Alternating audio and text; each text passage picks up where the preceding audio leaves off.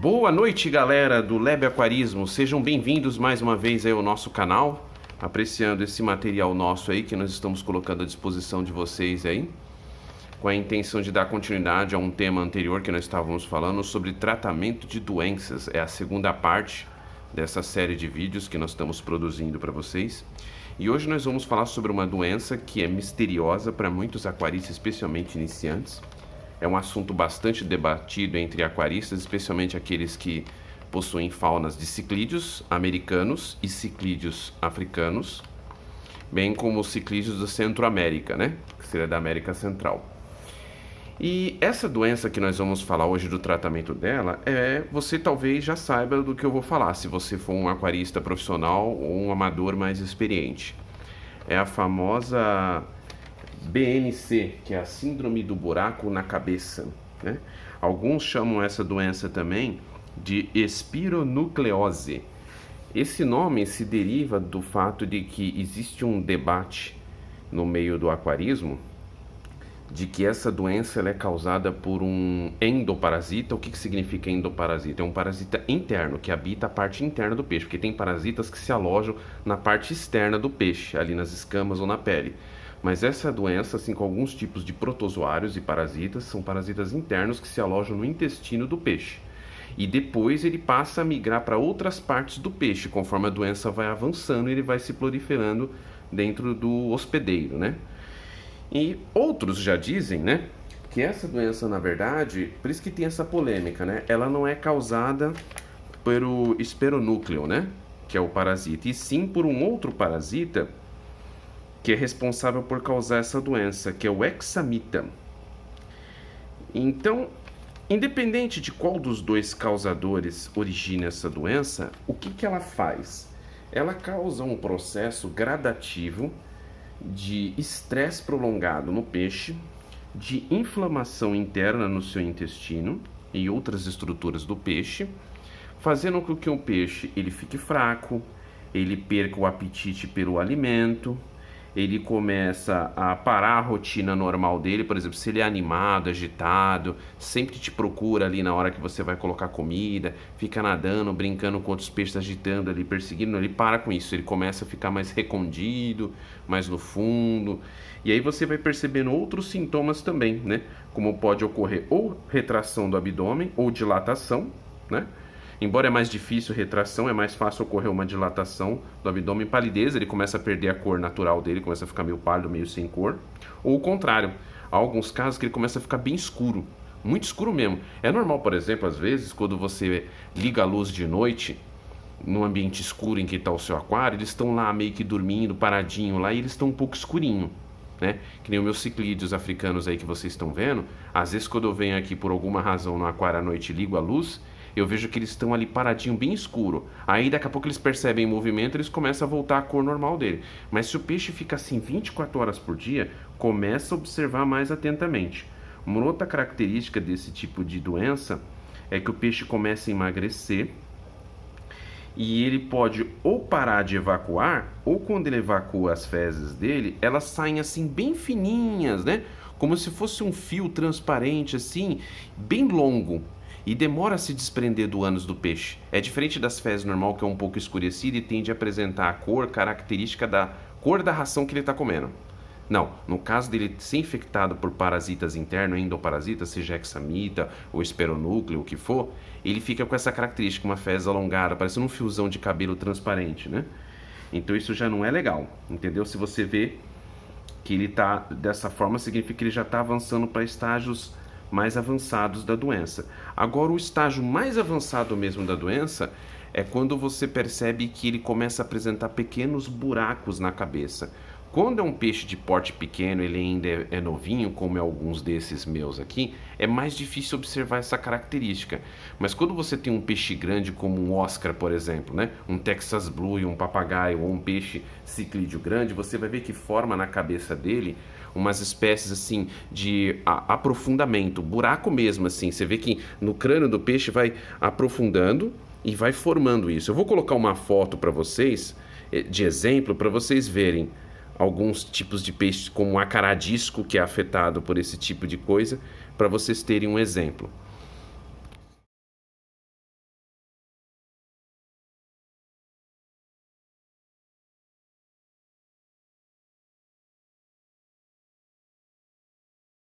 Deu para vocês observarem os exemplos que eu coloquei aí para vocês, né? De um peixe afetado por essa doença. Como é que a gente percebe ela nos estágios iniciais?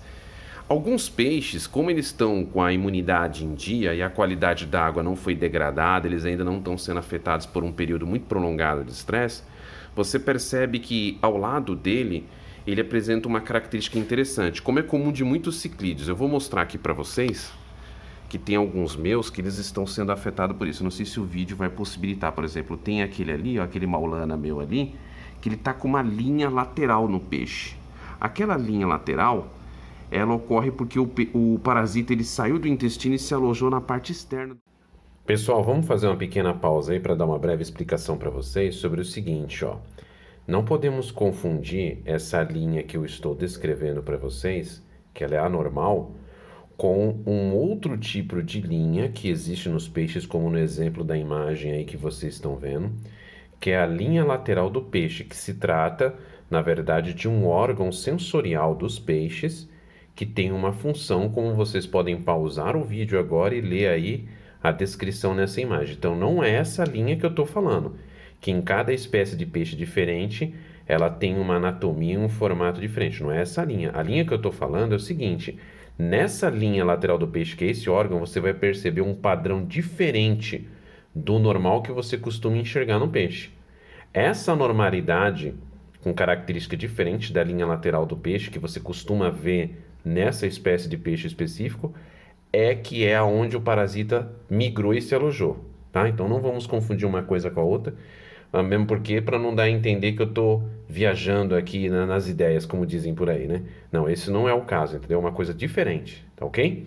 Então vamos dar continuidade aí. Mas ainda está do lado de dentro do corpo dele, na pele ali, ó. Tá vendo, ó? É uma linha lateral. No caso desse, praticamente já desapareceu, porque ele conseguiu expulsar o protozoário do corpo dele. Mas tem alguns meus aqui que, se você for ver, ó, como no caso dessa red flash, ela tá vendo, ó? Deu para ver? Ela tem uma linha na lateral dela. Se você voltar o vídeo um pouco, você vai perceber que tem uma linha lateral dela, né? Que é característico do peixe afetado por essa doença, né? Então, quando isso ocorre, é bom você ficar atento. Normalmente, o processo de parasitismo, ele é diferente de simbiose. Simbiose é quando um organismo vivo, ele partilha junto com outro organismo do mesmo meio, como hospedeiro, só que ele tem uma troca, né? A simbiose é quando um organismo vivo ele faz uma troca com seu organismo hospedeiro. Ele fornece algo em troca e esse, por sua vez, fornece um meio de sobrevivência para ele. O parasitismo não ocorre assim. O parasita ele só suga, ele não dá nada em troca para o seu hospedeiro. E esse que é o problema. Porque o parasitismo perfeito, como dizem alguns especialistas, é quando o parasita está alojado no peixe, o peixe não se sente incomodado, não muda a rotina dele, não muda o comportamento dele, ele ainda continua se alimentando, você olha a coloração das fezes dele, o aspecto dele está normal, só que se a qualidade da água mudar, ocorrer qualquer coisa de revés, por exemplo, ó, um choque de temperatura, uma queda brusca de temperatura por um certo período prolongado, a introdução de algum outro elemento que pode afetar, né, a imunidade do peixe, como ele ser acometido por uma outra doença, algum fungo, alguma bactéria, qualquer coisa que afetar a qualidade da água, do meio ou da saúde do peixe, aí o parasita vira oportunista. E aí ele ganha força e aí a doença do BNC começa a avançar para os estágios mais graves. Enquanto tá só assim, beleza, o peixe consegue ir administrando isso, né? Mas não é bom esperar até que isso aconteça. Então, se você percebeu, se você tem experiência para perceber isso, começa já a fazer um tratamento preventivo.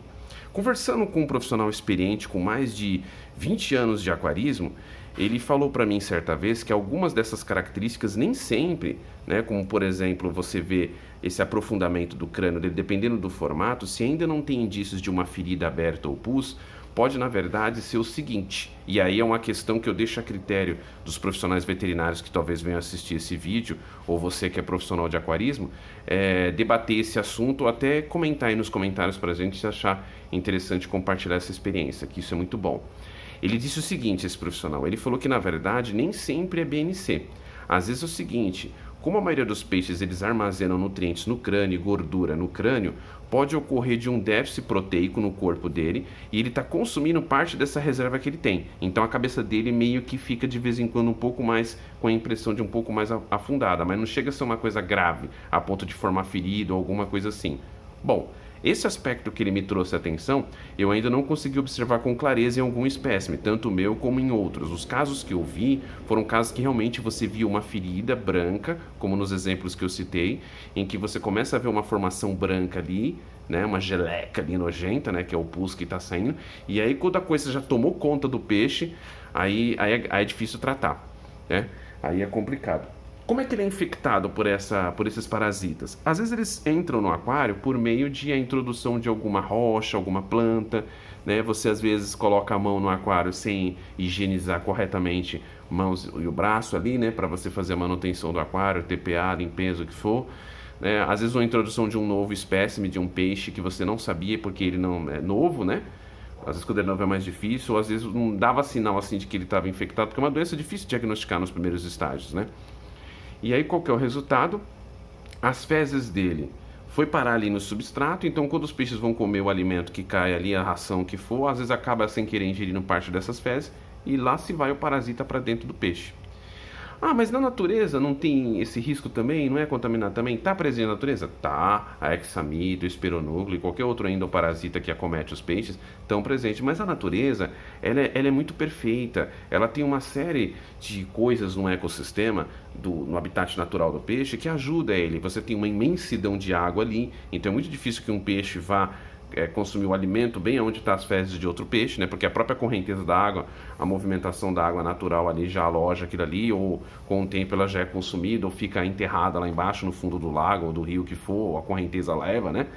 Ou pode ocorrer também de como é um espaço muito grande, não dá tempo do peixe entrar em contato com um meio de contágio. Então, tem uma série de variantes ali, fora a natureza geralmente controla ciclos perfeitos de estágios de temperatura, né? É tanta coisa para pensar que, assim, se você for pensar bem, já tem uma estrutura de apoio para o peixe, vamos dizer assim. Mas no aquário não é assim, né? Como eu falo em muitos vídeos meus, você está tentando reproduzir num ambiente confinado, apertado ali, né? Uma coisa que só a natureza consegue fazer, né? É uma simulação do ambiente natural, então nem sempre é possível. E como é que trata essa doença? Agora vamos falar da parte que interessa, que é o tratamento da doença. Existem várias profilaxias praticadas por muitos aquaristas, né? Mas algumas práticas que são boas são essas daqui, ó. Manter a água do aquário em boas condições, sempre vigie pH da água, temperatura da água, evita oscilações bruscas, tanto de pH como de temperatura, introduzir coisas que mexem com esse equilíbrio natural do peixe. Às vezes, você usar, por exemplo, certas substâncias químicas para elevar o pH ou diminuir o pH, é interessante quando você tem condição de manter isso equilibrado, sem muitas variações bruscas, né? Quando você não tem condição, é melhor você ter um pH, que vamos dizer, um score de pH, que não é o perfeito para aquela espécie de peixe. Vamos supor, o seu peixe, ele, que nem um ciclídeo africano, o recomendável é que, por causa que ele veio do lago X lá da África, ele tenha que ter um pH variável ali em torno entre 7,8 a 8,5. Vamos supor um exemplo. Mas, cara, a maioria dos peixes ciclídeos africanos, eles já são reproduzidos em cativeiro, nem sempre é tirado do ambiente natural, porque é muito raro isso acontecer. Então ele já foi criado num meio onde ele já teve que se adequar a genética dele a uma coisa que não é o ideal, o perfeito. Então você pode chegar próximo, né? Então a maioria dos substratos, por exemplo, das rochas, né, como eu já comentei num vídeo anterior meu, né, sobre a escolha certa de substratos, rochas e ornamentos de aquário, né? Eles já propiciam para o peixe ali um pH, se for bem alcalino, né? Esse substrato, ele vai propiciar ali um 7,5, vamos supor, né? Aí tem uns produtos aí no mercado como Snow White, né? Que é aquela areia de dolomita. Tem, vamos supor, rocha Zanzibar, que é alguma dessas aí que eu tenho no meu aquário, que vocês podem ver ali, ó. Rocha Zanzibar, né? Que ela já eleva um pouco o pH. E tem outras coisas que você pode pôr, como dolomita de jardim e assim por diante, mas não vai conseguir propiciar esse pH. Então não se preocupe tanto com essa parte. Se os seus peixes estão bem, estão crescendo, estão se desenvolvendo, estão felizes ali no aquário, daquele jeito ali, vai mantendo isso daí, entendeu? Porque se você ficar, não, agora eu tenho que colocar um alcalinizante na água para subir o pH. Aí, como você talvez não consiga ter um controle disso, porque você não consegue fazer medições regulares para ver se está baixando o pH, porque vai acumulando sujeira, né? Vai acumulando fezes, vai acumulando compostos orgânicos no aquário, resultado da ração e assim por diante, de planta que morre, folha que se solta e assim por diante, o pH vai variando, ele vai caindo. Então, se você não consegue ter esse controle, é melhor um pH estável, que não é o perfeito, do que um que fica variando toda hora. Entendeu a ideia? Você pode perguntar isso daí para qualquer experiente que ele vai concordar com isso daí, ou pelo menos ele vai falar que é aceitável, né? Então, mantenha a qualidade da água, faça TPAs com regularidade, tenha uma rotina de TPA, não deixa passar muito tempo, né? Às vezes pode ocorrer da gente não fazer exatamente naquele dia, mas não deixa passar tipo uma semana ou duas, não. Vai lá, passou de um ou 2 dias, 3 dias, sei lá, no dia mais próximo que você puder, faz a sua TPA com regularidade, ou, se for o caso, por exemplo, se você não tem um hábito de fazer TPA toda semana, que é o que a maioria dos aquaristas fazem, que é um tempo estimado ali aceitável se você tem um aquário de 200 litros para menos, né? Que é o que a maioria faz, você tenta ver se você consegue aumentar a frequência, pelo menos durante o tratamento, né? Se você não consegue fazer toda semana, né? Mas o mínimo mesmo é toda semana, né? Sob condições normais, né? E essa sinfonagem de fundo, né, para você tirar ali a matéria orgânica que está no fundo do aquário, dando uma manutenção periódica ali no seu sistema de filtragem também. É bom você, se você usa Perlon, joga fora, não lava ele não, joga fora se você usa Perlon, que é aquela lã acrílica, né, que vai dentro do compartimento lá do seu aquário, do seu, melhor dizendo, do seu filtro interno, né. Se você usa SAMP, aí já é diferente, né, mas se você usa um filtro Hang-On, né, como é o exemplo desse meu aqui, ó.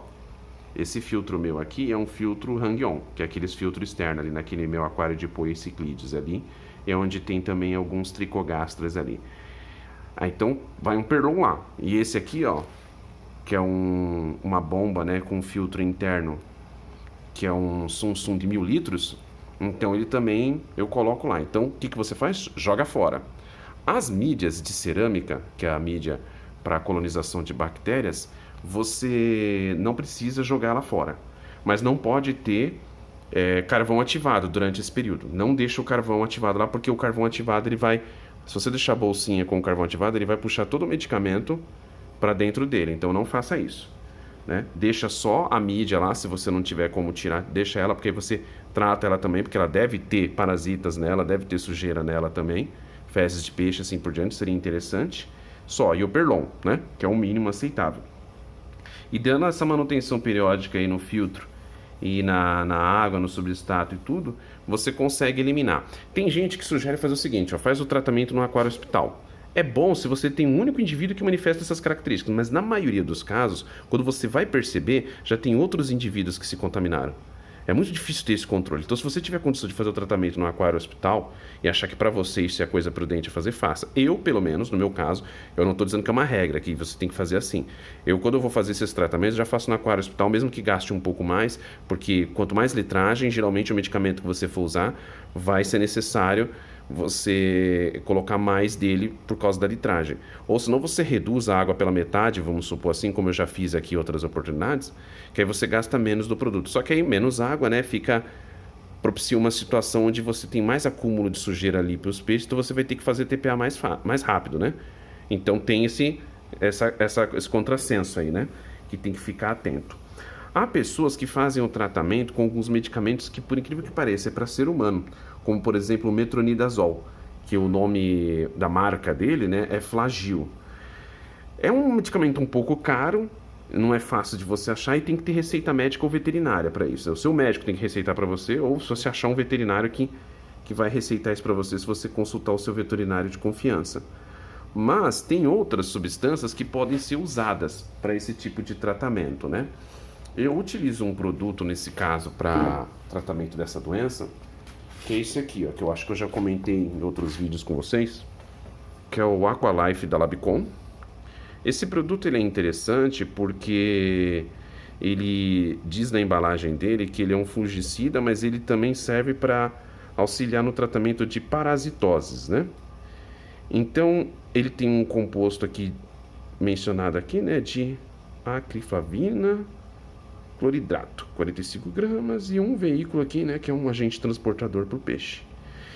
Então você lê a bulinha dele, né? A bulinha dele tem algumas explicações interessantes sobre como você administrar.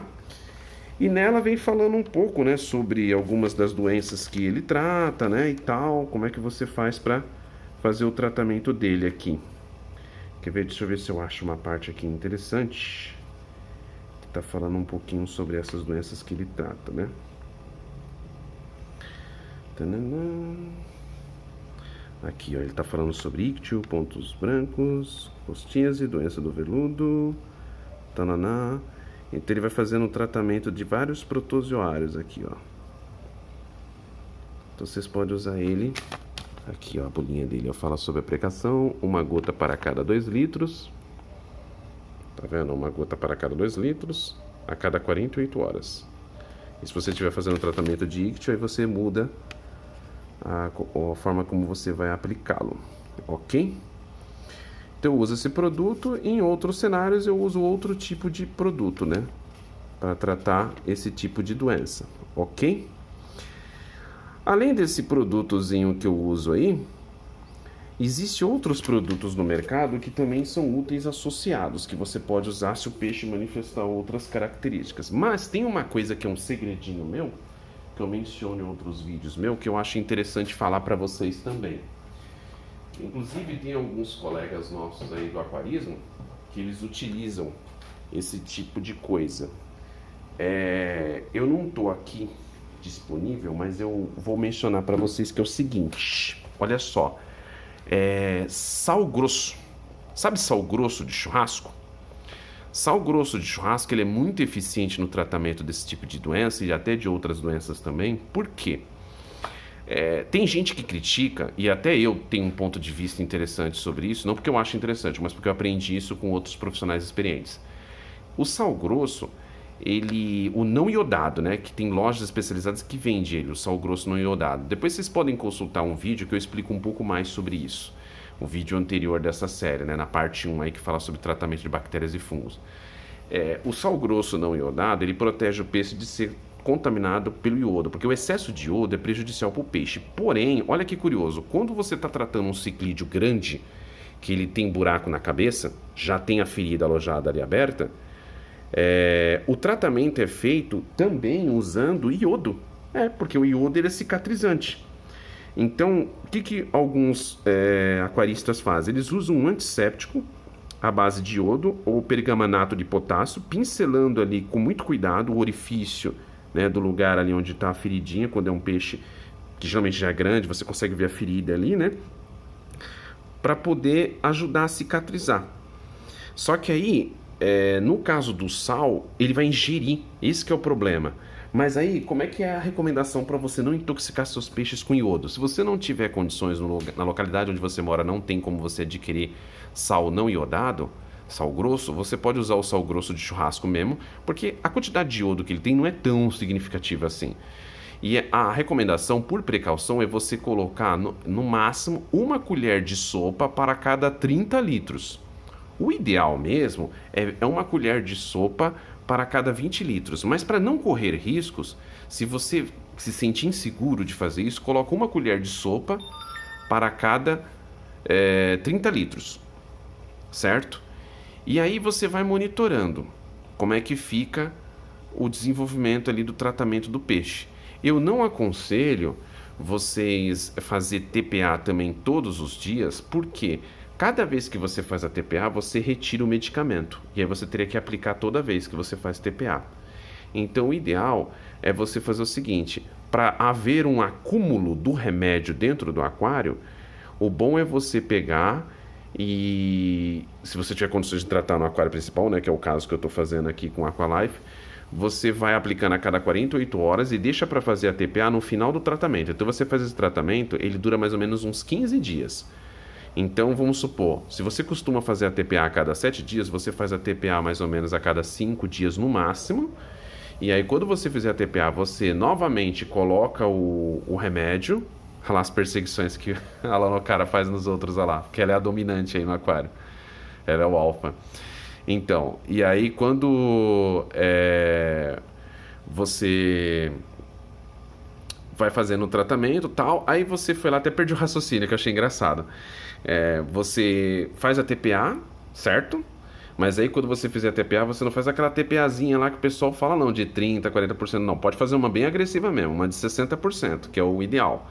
E aí você faz essa TPA, depois você coloca água com o seu condicionador e tudo, e aí você faz uma nova adição de um acelerador biológico, porque você vai remover muita bactéria do aquário, né? Coloca o acelerador biológico e coloca, se você utilizar um alcalinizante, você coloca o seu alcalinizante no aquário, né? Nesse caso, ou acidificante, se o seu aquário for um aquário ácido, né? E aí, depois que você fez isso, você adiciona o remédio e apaga as luzes. Apaga todas as luzes, deixa pelo menos por umas 8 horas, no mínimo, sem luz no ambiente, porque a luz, ela afeta a efetividade do medicamento, entendeu? Seja fungicida, bactericida ou até tratamento de parasitose, eu recomendo apagar a luz. Se você tiver como cobrir o aquário, é que o ruim de cobrir o aquário é que você abafa, né? E aí a troca gasosa que tem que ocorrer ali em cima, que é onde tem a troca da movimentação da água, né? A troca de gás carbônico, oxigênio e assim por diante, né? Você perde um pouco disso daí, então pode prejudicar um pouquinho os peixes, né? Ou elevar demais a temperatura. Mas se você puder tampar, pelo menos para cobrir assim, para não pegar luz, é bom. Se você o ambiente onde ele fica, o seu aquário fica iluminado, né? Às vezes o camarada tem um aquário na sala de jantar, na sala dele, onde ele tá lá assistindo televisão lá e fica aquela luz toda lá prejudicando o tratamento. É bom cobrir o aquário nesse período, pelo menos enquanto tem luz, entendeu?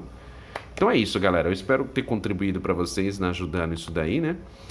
E se quiserem dar mais sugestões, alguém quiser compartilhar sua experiência, a gente é grato, viu? Tudo isso ajuda muito na aquarismo. Eu quero agradecer você que assistiu esse vídeo, porque isso contribui para esse enriquecimento, né, mútuo de troca de experiências e para o nosso canal também. Então, ajuda a gente. Se você gostou, achou que é relevante alguns dos pontos abordados aqui, coloca curtir, deixa o seu comentário e se inscreva no nosso canal. Acompanhe o trabalho que nós estamos fazendo aí, compartilhando com vocês e participe, tá ok?